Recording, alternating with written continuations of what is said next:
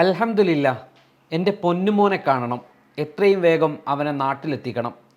കഴിഞ്ഞ 18 വർഷമായി സൗദി ജയിലിൽ കഴിയുന്ന മകൻ്റെ വധശിക്ഷ റദ്ദാക്കിയ വാർത്തയറിഞ്ഞ് ഫാത്തിമ ഉമ്മയുടെ കണ്ണീരിൽ കുതിർന്ന വാക്കുകളാണിത്.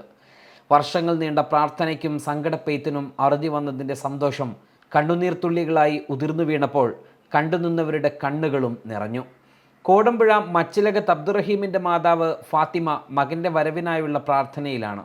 18 സംവത്സരങ്ങളായുള്ള കാത്തിരിപ്പിലും കേരളം ഏറ്റെടുത്ത ദൗത്യം ലക്ഷ്യത്തിലെത്തിയ സന്തോഷമാണ് നാട്ടുകാർക്കും.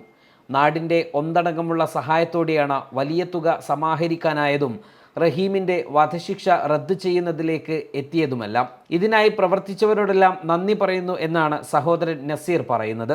അവൻ എത്രയും വേഗം നാട്ടിലെത്തട്ടെ എന്ന പ്രാർത്ഥനയാണുള്ളതെന്നും നസീർ പറഞ്ഞു. റഹീമിൻ്റെ വധശിക്ഷ റദ്ദു ചെയ്തതിലൂടെ വലിയൊരു ദൗത്യമാണ് പരിസമാപ്തിയിലേക്ക് എത്തുന്നത്. നടപടിക്രമങ്ങൾ പൂർത്തിയാക്കി ഒരു മാസത്തിനകം റഹീമിന് നാട്ടിലെത്താൻ ആകുമെന്ന പ്രതീക്ഷയിലാണ് നിയമസഹായ സമിതി. അതിനുള്ള പ്രവർത്തനങ്ങൾ ഊർജിതമാക്കുമെന്ന് ചെയർമാൻ കെ സുരേഷ്, രക്ഷാപ്രവർത്തകരായ നാസർ കാരന്തൂർ, മജീദ് അമ്പലംകണ്ടി എന്നിവരും പറഞ്ഞു. ദിയാദനം കഴിഞ്ഞ മാസമാണ് 34 കോടി രൂപ റിയാദ് ഗവർണറേറ്റിന് കൈമാറിയത്. വധശിക്ഷയിൽ നിന്ന് പിന്മാറുന്നതിനുള്ള അനുരഞ്ജന കരാറിലും നേരത്തെ ഒപ്പുവെച്ചിരുന്നു. ഈ പണം സ്വീകരിച്ച് മാപ്പ് നൽകാമെന്ന് കുടുംബം ഔദ്യോഗികമായി അറിയിച്ചതോടെയാണ് വധശിക്ഷ റദ്ദാക്കാൻ റിയാദ് ക്രിമിനൽ കോടതി ഉത്തരവിട്ടത്.